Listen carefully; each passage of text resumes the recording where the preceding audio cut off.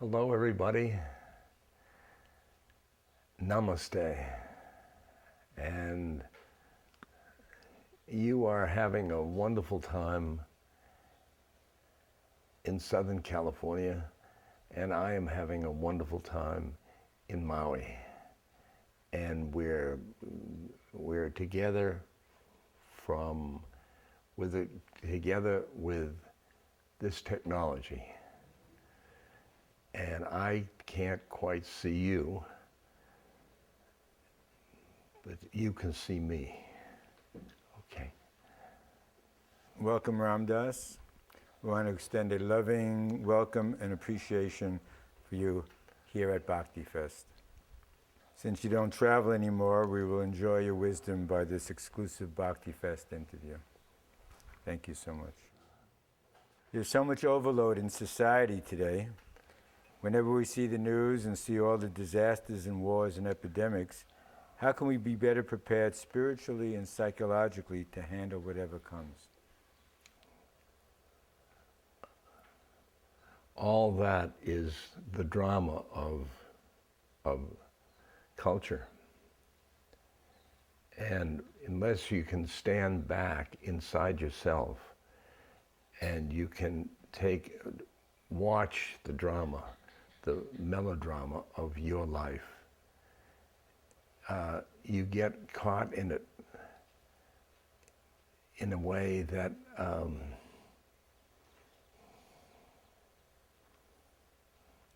it's like you are a soul and you delved into this incarnation, which is full of all those things you did, and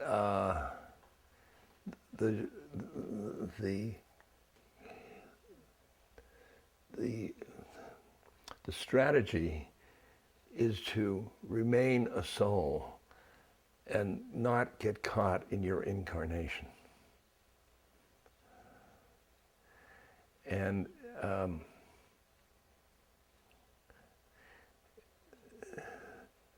things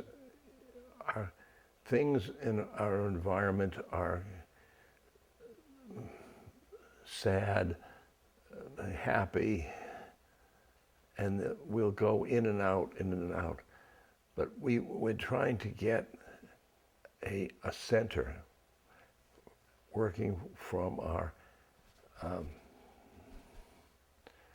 big self, our large self, in which we can witness the drama of the incarnation. What is your current feeling on mind-altering substances and how they relate to the spiritual path? Well, I did mind-altering substances, and I know that they took me from psychology to Maharaji.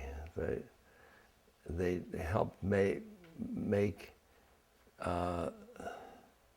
they helped me understand levels of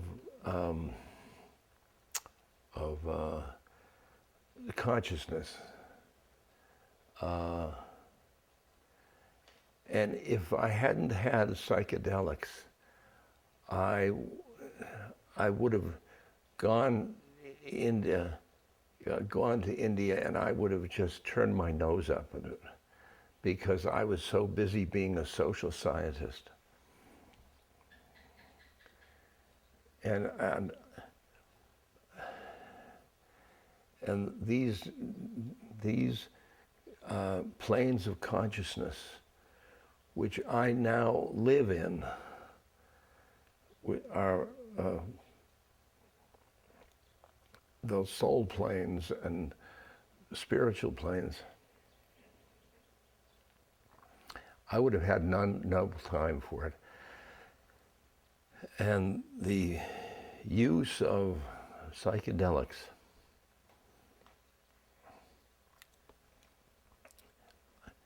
You know, I say to people, when they say they're going to have psychedelics, I'm saying I say look for a guide, somebody that knows what psychedelics are, and then for a guide that can guide your trip for in spiritual direction, because otherwise it can get to astral things. You get involved in colors and sounds and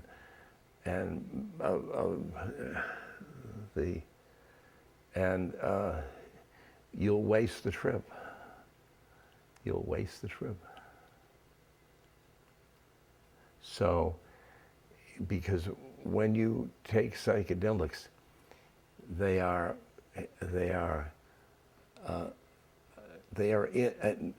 invitation to say these planes of consciousness, and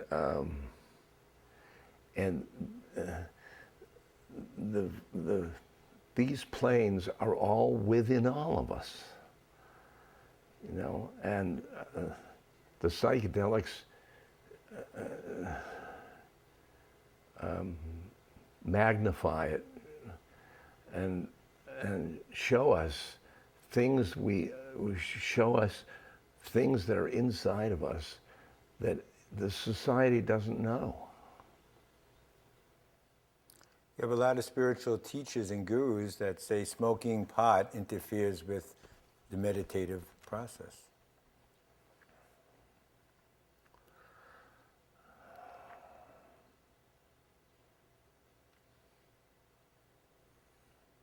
Well, it seems to me that it's try one or the other. Those are two different methods. Meditation is a method, and pot is a method. And there's no reason why you can't do methods all the time. But you don't mix them. You don't mix them. I've certainly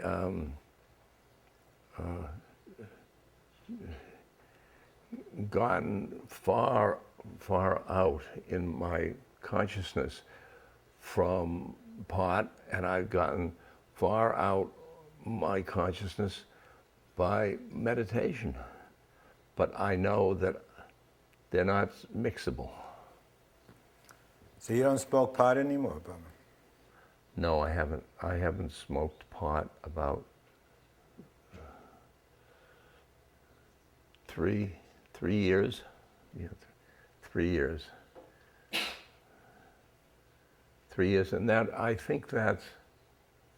I don't really want to screw around with my my brain, because we're trying to reprogram the brain,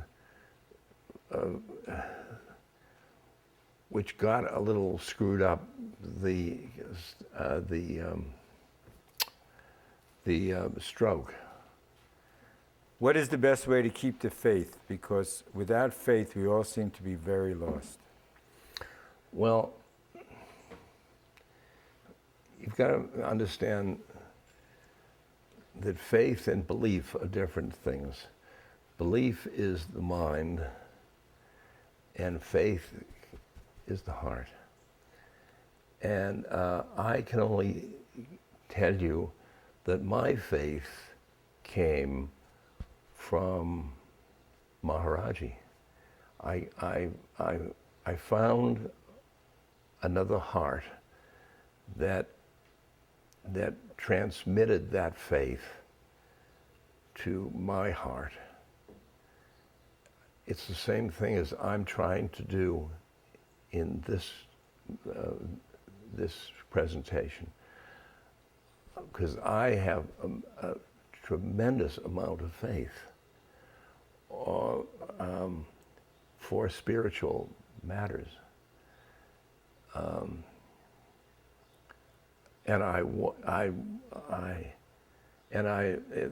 once upon a time, I didn't have faith. Didn't have faith. Yeah. Was that around your stroke time? Yeah, right after the stroke, I had lost faith. Faith in Maharaji too. And I got very depressed because I was lack of faith.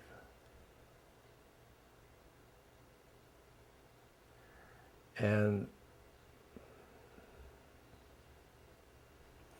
then I got thinking, why isn't because all the people around me kept saying, "You're terrible, stroke, oh, terrible."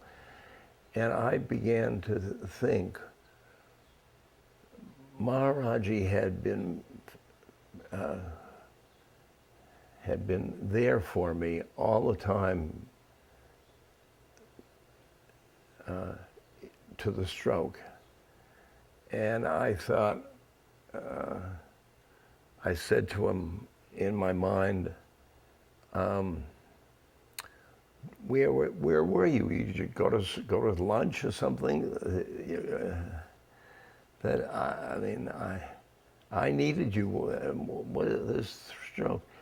And he said, he's dead, but he said the stroke is my grace. And it turned out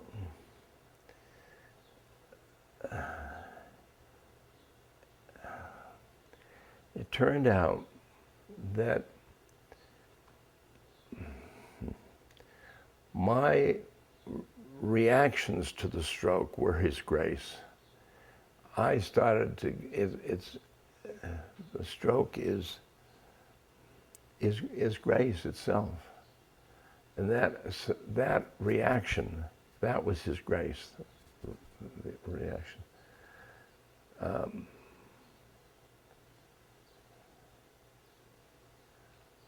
But I started talking about fierce grace, like the stroke. But I still think that the stroke was part of nature, nature of my heart and so on. And if I could turn it, like I had his picture on the wall in the hospital, and all these people saying terrible, terrible stroke. And I tried to put these together. His grace, strokes, back and forth and back and forth. And I saw that a stroke could be incredible grace. I mean, for example, I couldn't speak, and I was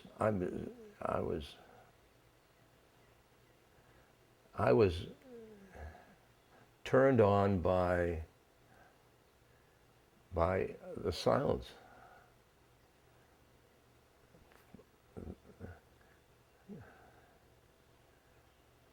And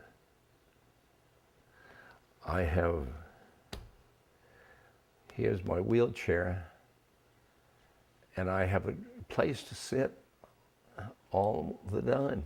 It's all grace. And all kind, I've had to find things in myself. Like I used to be very independent, And now I've had to learn to be dependent, and that's really a learning to somebody that's independent. And yeah, that had a bit of a grace. That must be frustrating at times, having to depend on people. Well,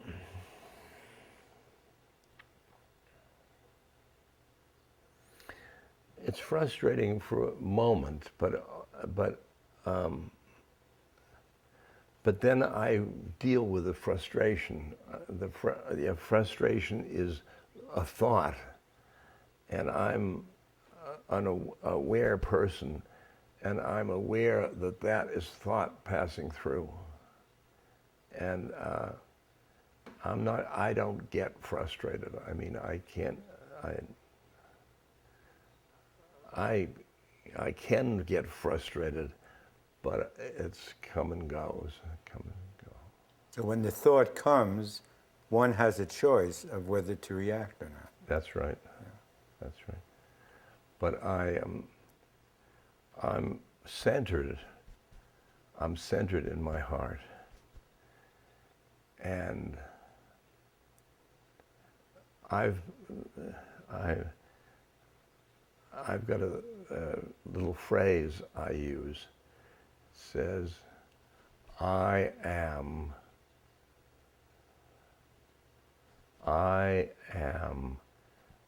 loving awareness. I am loving awareness. And I'm aware down here. This is the awareness. And this is the soul, but it's aware.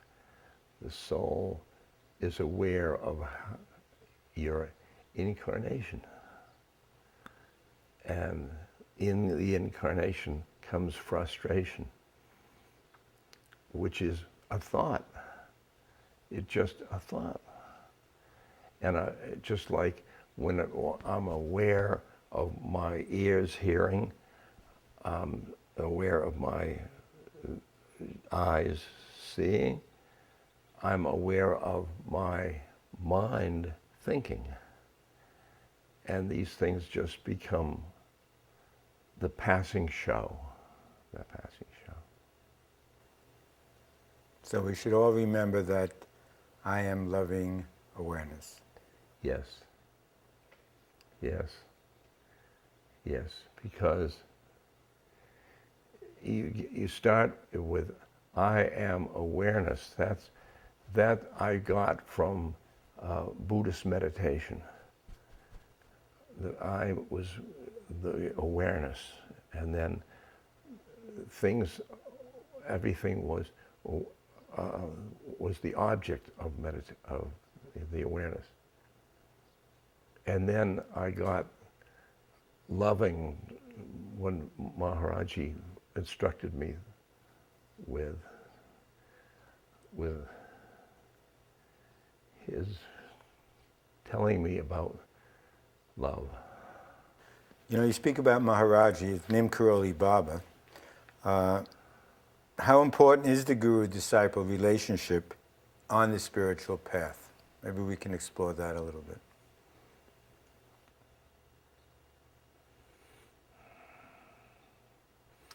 Well, for me, it's all important because I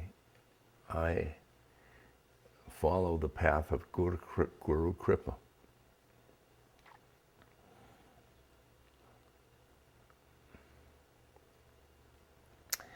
It's like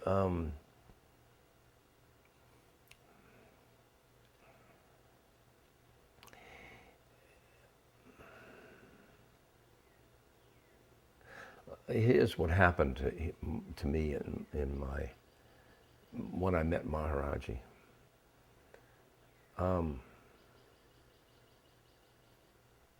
I had been somewhere else the night before, and I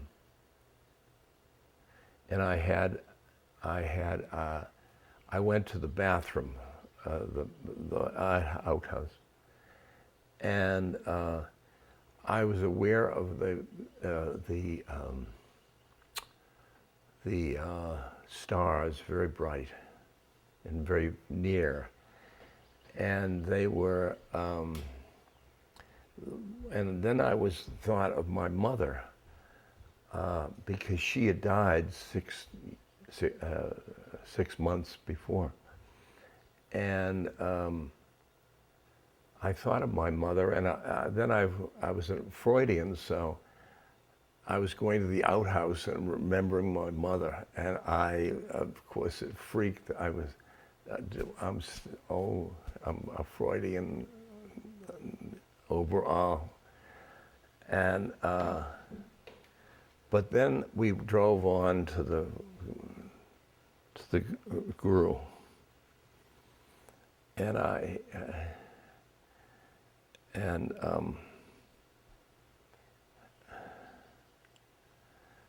he said to me, "You were thinking about your mother last night." And that's pretty good. I mean, I'd not met him. I was on a passenger car. I said, yeah. And that sort of softened me if he could do that stuff. A mind reader. And then,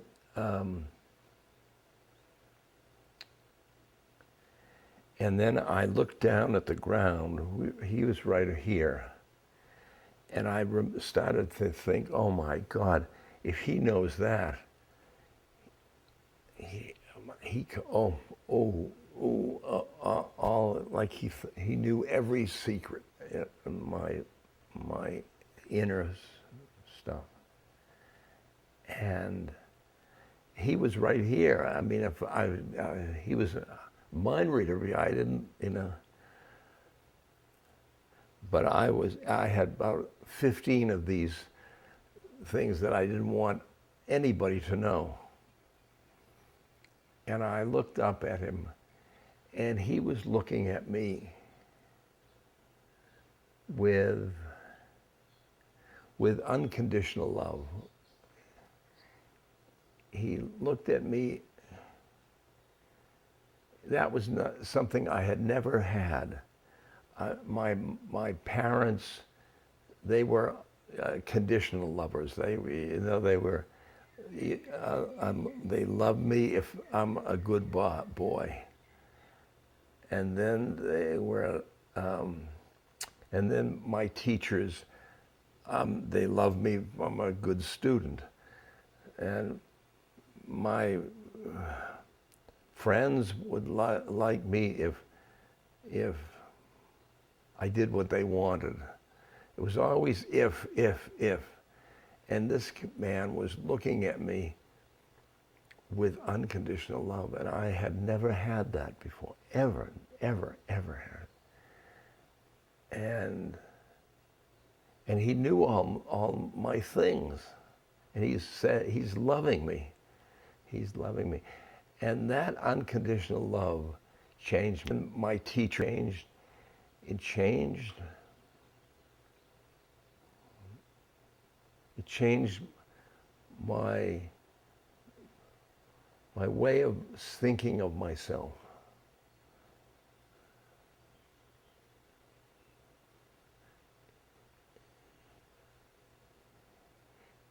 Even with all that secret stuff, I was a lovable being.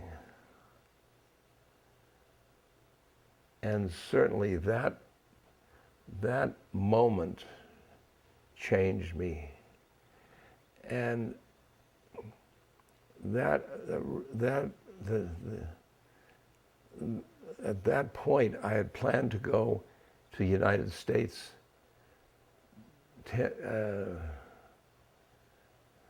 2 days later, and I never went. I just stayed near him, and I stayed near him because of the love. I mean, and the miracles and all that stuff, but it was the love. And the thing that a guru does, he's far ahead of you in the path, and he can counsel you about your on your spiritual path. And then he is so entrenched in his Atman, in his of his God soul, that he mirrors your God soul.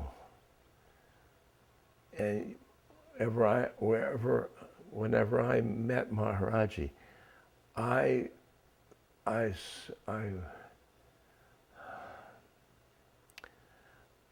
felt like I was a soul.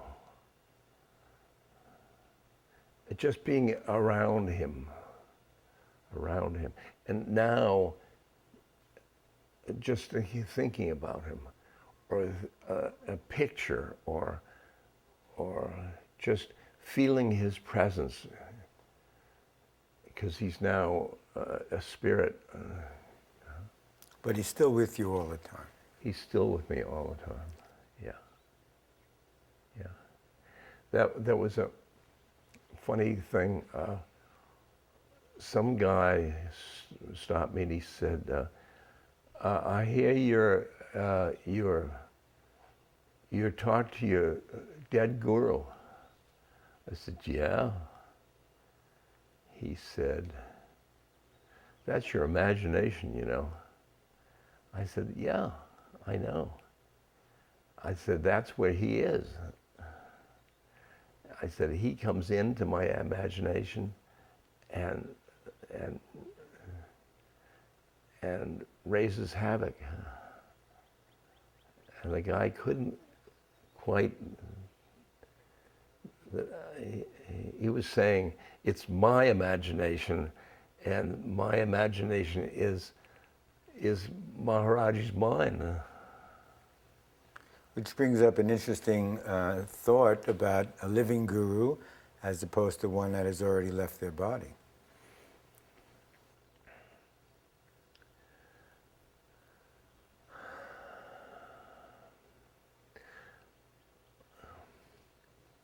When I've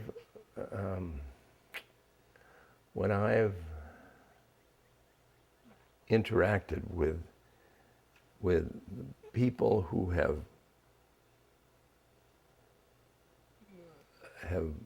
been with Maharaji in the body, and others who have only met him in dreams, in visions, or in books, I find that I can't tell the difference in faith and tell the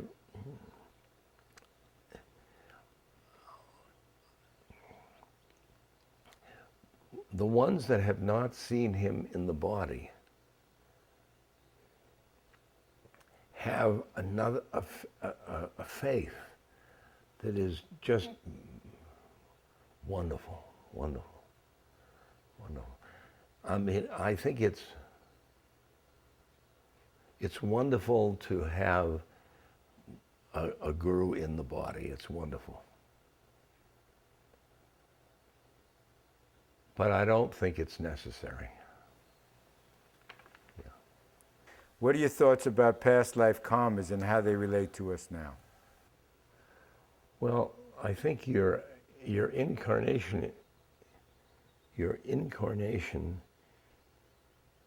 now is really the result of past life karmas. I mean, the incarnation is the karmas writ large. I mean, they're karmas from past lives the soul is coated with those karmas, and the soul with a golden being or your guide before you take birth, you fit an incarnation that you're going to get, which has teachings for you, your soul.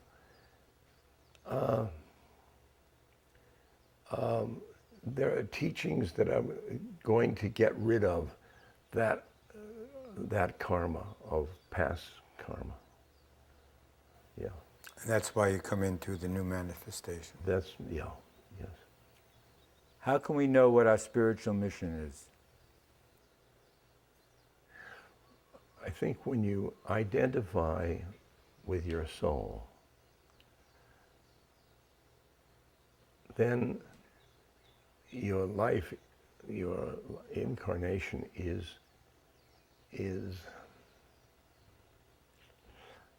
looks altogether different. And it looks different from the soul's point of view. Your incarnation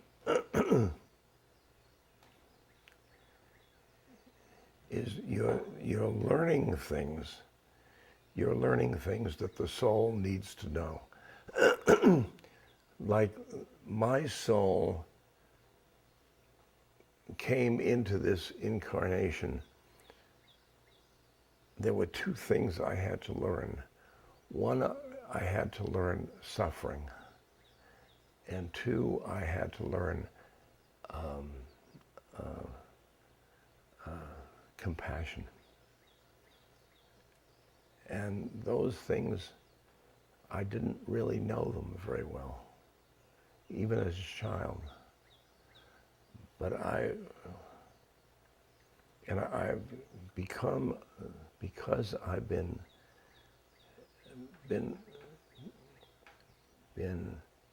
looking at my life from my soul point of view, I've seen that all the stuff of life boils down to those two things. My parents, my friends, my body, my everything. Yeah. See,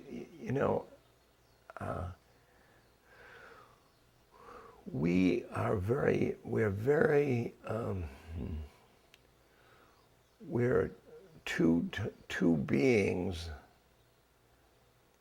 in one being.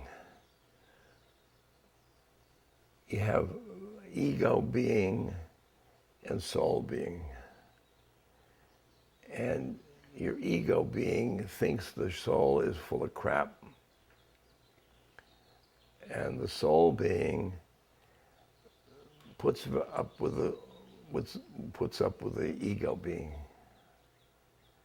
And so many times a thing comes at me,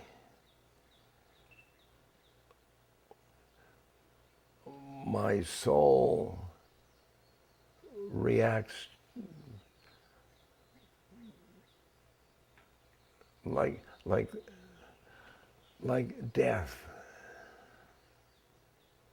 Not death immediate, but working with death. For the soul,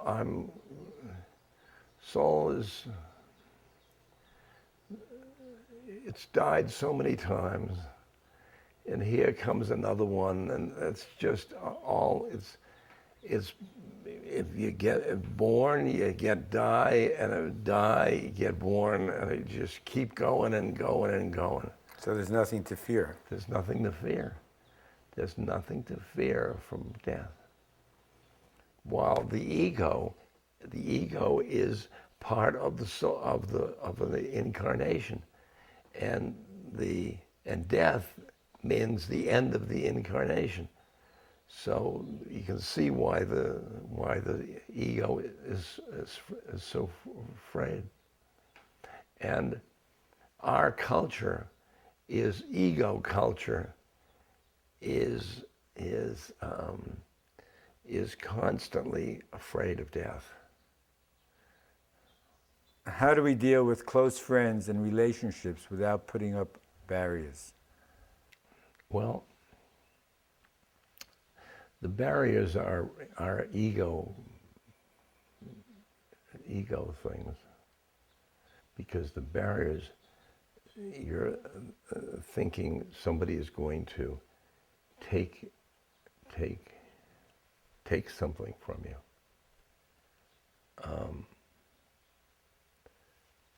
The soul just watches you're forming the barriers. I mean, I can say that I hate that person, and I'm laughing. I'm laughing in the inside that I'm saying that, because I can't hate.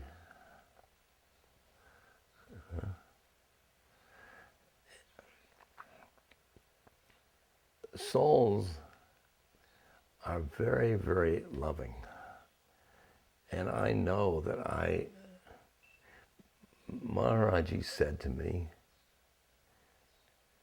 love everybody. And I said, I can't do that. And he said, Ram Dass, love everybody. And I, as an ego, couldn't do that, because the ego has judgments to protect itself,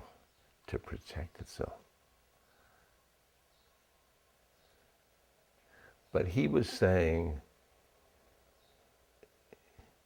if you can identify with your soul, you'll be loving everybody. He was teaching me how to identify with my soul, which is the way he does it. And so I decided to put somebody that I couldn't like, because I just couldn't like, because I didn't like their incarnation. Like George Bush now. Now I put his picture on my puja table. And I say, going around this puja table, oh, Mary, oh, Maharaji, oh,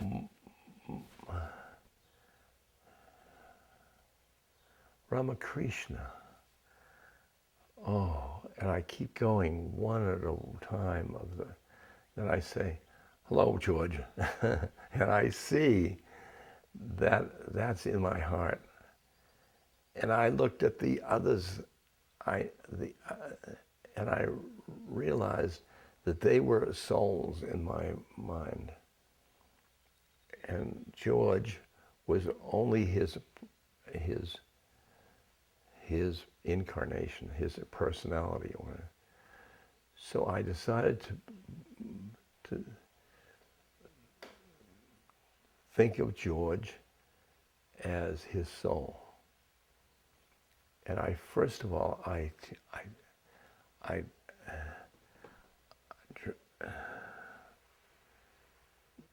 have such compassion for that soul, because that soul has taken an incarnation that it's really a rotten incarnation.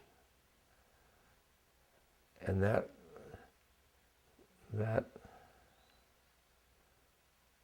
that slowly gave way to my love for that soul now. We all are full of judgments on this and that, and especially with each other. Can you talk about the best way to go through life without judging so much? I think your judging is a thought. You thought, I don't like him, or her I like better. And I think if you stand in yourself, down in your heart mind, down in here, where they can witness that, where you can witness the incarnation, and so you witness the judging part of yourself, and I am loving awareness, and you start to love your judgments, and they don't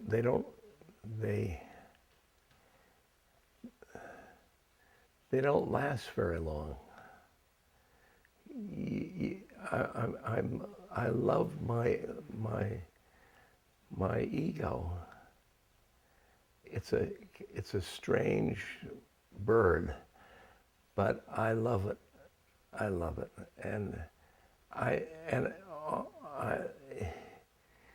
judgments done by the ego is done out of fear. It's done out of fear.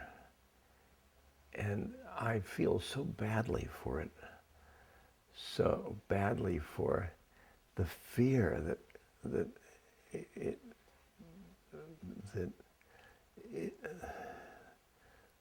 constantly judging. And the soul, the loving awareness, I feel compassion for that. And I don't react to fear.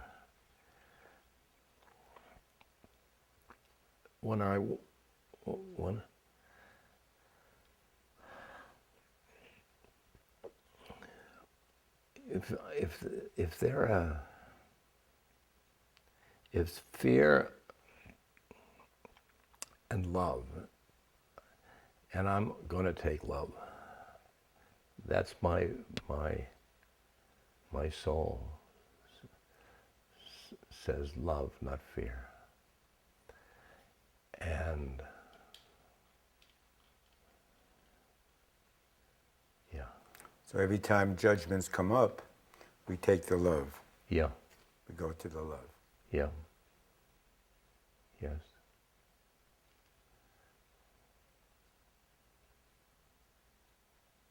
Because I look to see what the judgment is based on, and it's based on fear.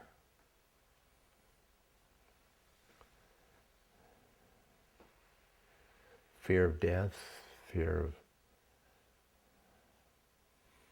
of loss of power.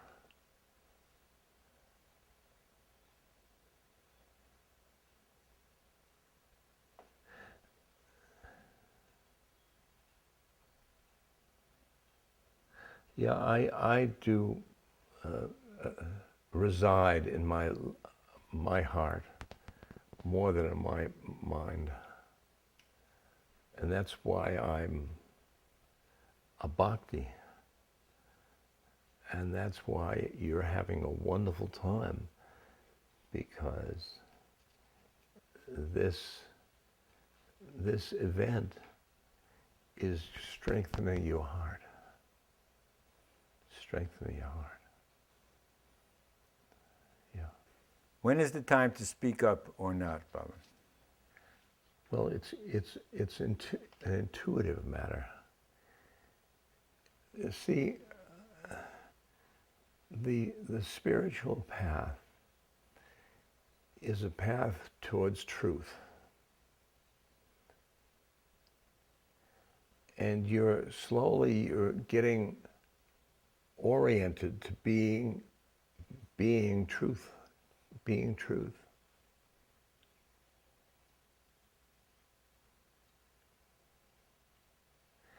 And when you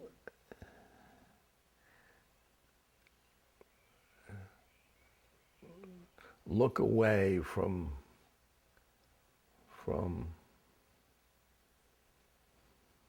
genocide, for example,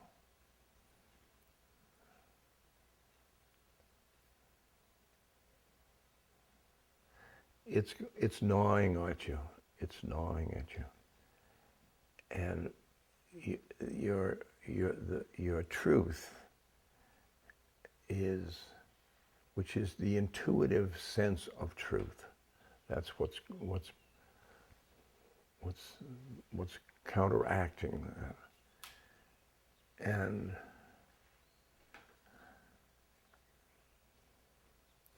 when you speak up,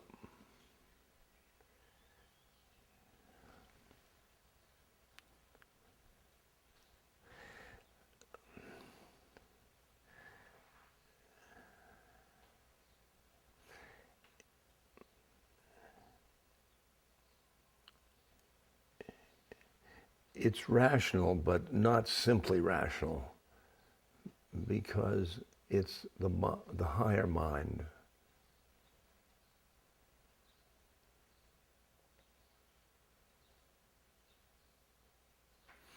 And it's the heart, but not the emotional heart. The heart where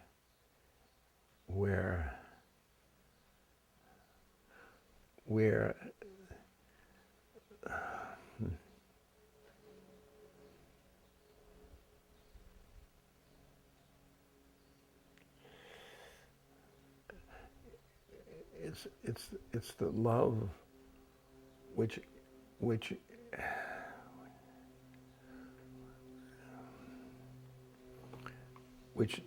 there is no separations, because there's love. Love is melding things. If you speak up some wrong to somebody else,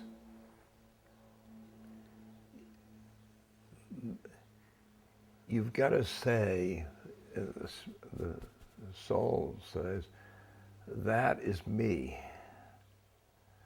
That's me. We are all one. We are all one. And that you can't bear it.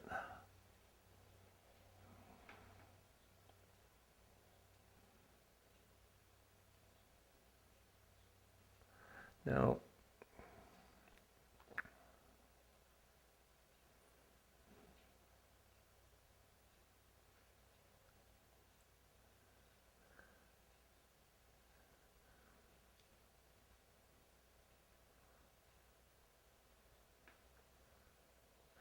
like I remember at Harvard, I was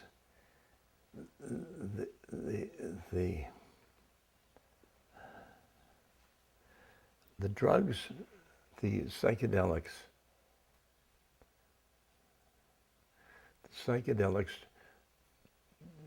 did something for me internally.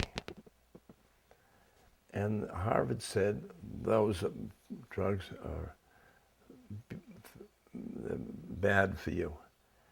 And I knew that I had to speak up.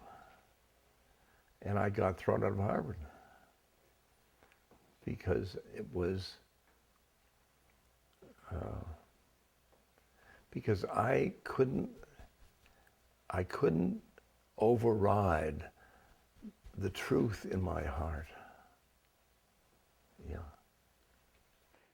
We are all trying to walk the path of truth, but we get very confused about how to go about doing it and bring truth into our lives without being selfish.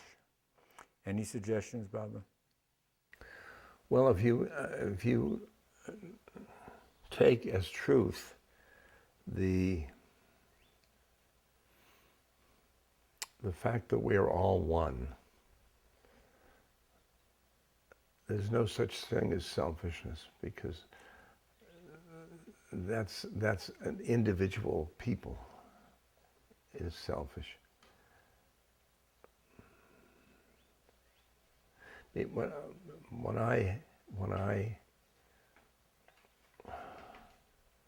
When I look at this earth is me. Or this earth and me are both all the same, all the manifestation of God.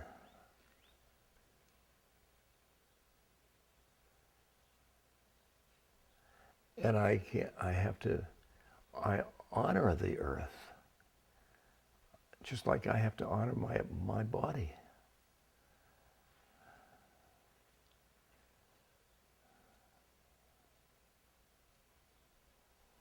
That's an interesting thing about honoring one's body, because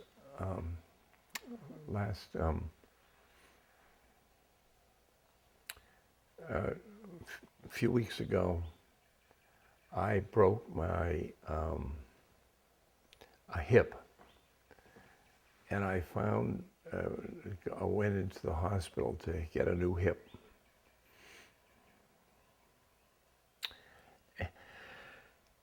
And the hospital staff saw me as my body, because that's what they do. It's like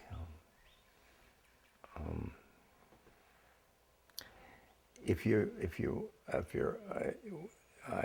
have a car and you go to the car repair place, and they see you as your car, because that's their business. And I think that I have learned from my years that there's two ways of treating the body. You have to attend to it, because you're going to stub your toe. You got to attend to it. But then you have to not identify with it. That's the one. Not identify. It's not my body, it's the body. You know? And the body is not me. The body is my conveyance that I'm using to this plane of consciousness.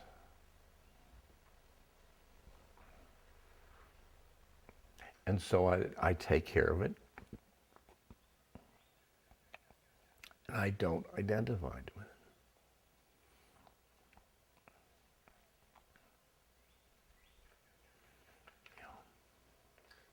How can parents be able to give more to their children since their workload and stress factors are so intense in their everyday life? I think the contract between parent and child has to be realistic. And the parent has to show the child, look, I have to do these things, and you aren't part of my consciousness when I'm working. But what is significant is that the parent leaves time for the child, going to bed time, dinner time, getting up time, the child can count on that. It's our time together. And then the rest of the time doesn't matter, because they can get, they can rehearse their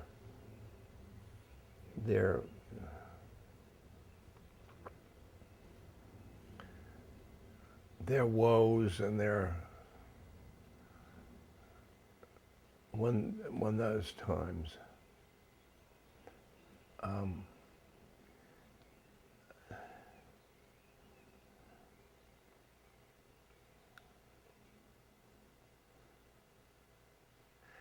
And I think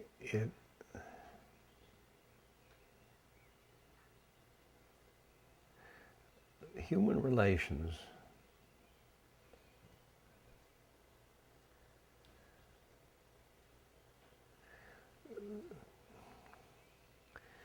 the thing that human relations involve, they are involved roles. The role of a father or mother and the role of a child. And the problem is that everybody gets into the role. The roles are just roles. And your kid is a soul just like you are. And they're souls inhabiting roles. And everybody gets into the roles, and they're not really true relationships, because they're relationships about roles. And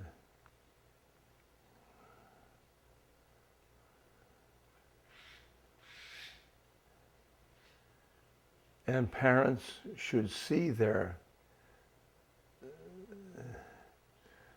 children as souls that they have to meet in this earth, because these souls are probably their mother back in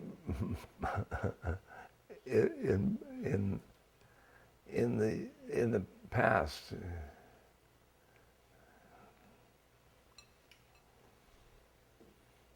Like the Dalai Lama, he says, we have been mother and child. Just that we're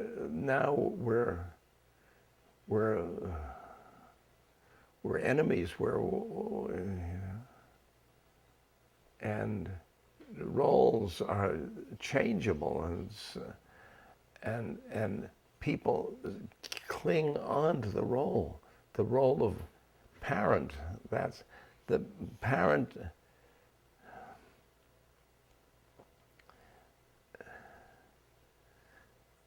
They have the responsibility, but stay away from the roles. Here's another soul that play with, and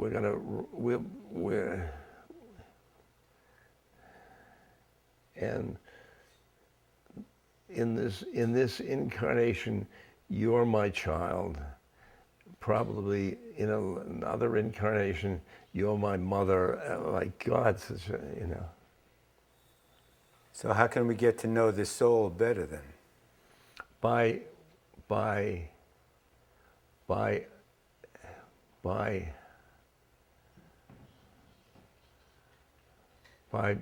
identifying with your soul, instead of identifying with your ego. Identifying with the soul. The soul came into this, it's like, who were you before you were born? See, if you can identify with your soul, you will see other souls. Other souls. Baba, is money or happiness more important?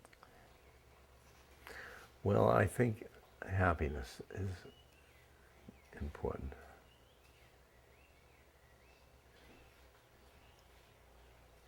Although I think, I spend time in a village in India in which money seems to have no effect at all. Not no effect, but pretty little effect. And those people are happy. They are happy. And they're happy that people in New York aren't happy. Aren't happy. I was going back and forth from that village to New York City, back and forth in an airplane. And New York City was egos, egos, egos. All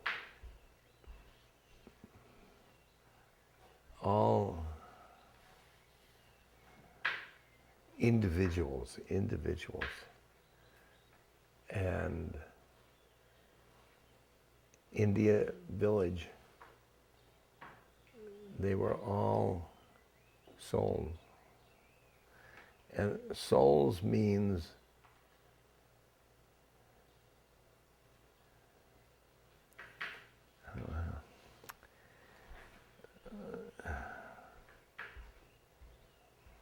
souls is individual, but it's on the way to oneness. Because every soul has in it God in it. It's a very, very tricky game to play. It seems everybody's happiness is tied into making money. When they make money, they're happy.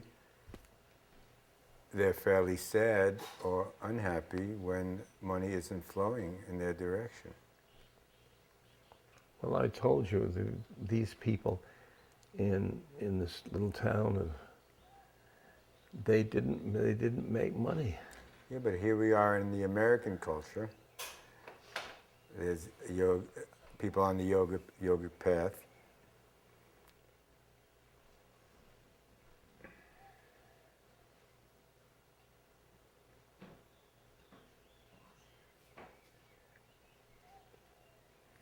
Money is green energy. It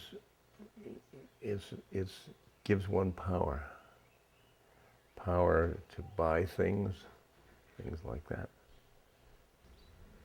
I'm attached to the things that money will buy. This house,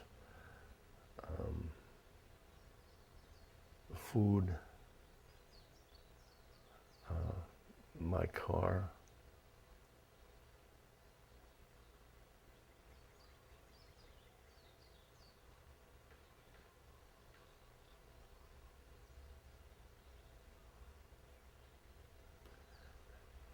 And they are all attachments.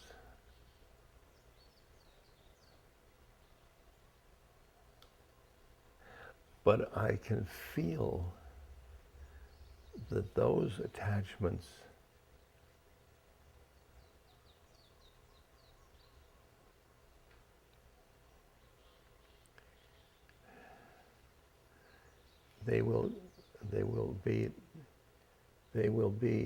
they'll disappear in a moment if my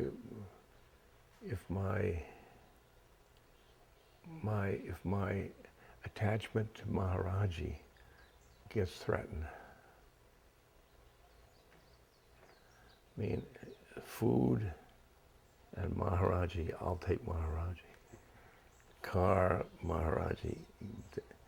Money and Maharaji. So the guru and faith. Yeah, Right. Because what that, and all I do, those things are the guru and faith. They bring joy into myself, and I don't get a joy out of the things that money can buy. It's more temporary joy Yeah. for most people. Yeah. The real deep joy is through the faith Yeah. of the guru. Yeah. What are your thoughts on getting married on the spiritual path?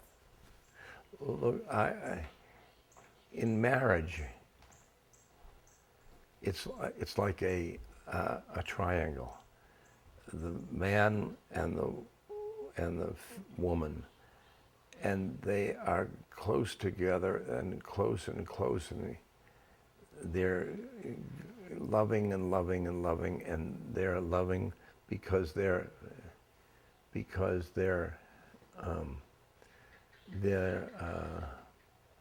one. And the minute they see that they are one, they're one with God. And I can see that they're only separate down the bottom. And they'll go close to one another and close to one another until they're meld, and then they're God. So it's man and woman and God. Ram Dass, I really want to thank you from all the people here at Bhakti Fest. We appreciate you so much. You've been such an inspiration and a guide to so many of us over the last 30 years. Thank you so much for your presence, your truthfulness, and your honesty. I wish I were down there with you in the desert. I can imagine the music and the souls you're going to meet. Oh,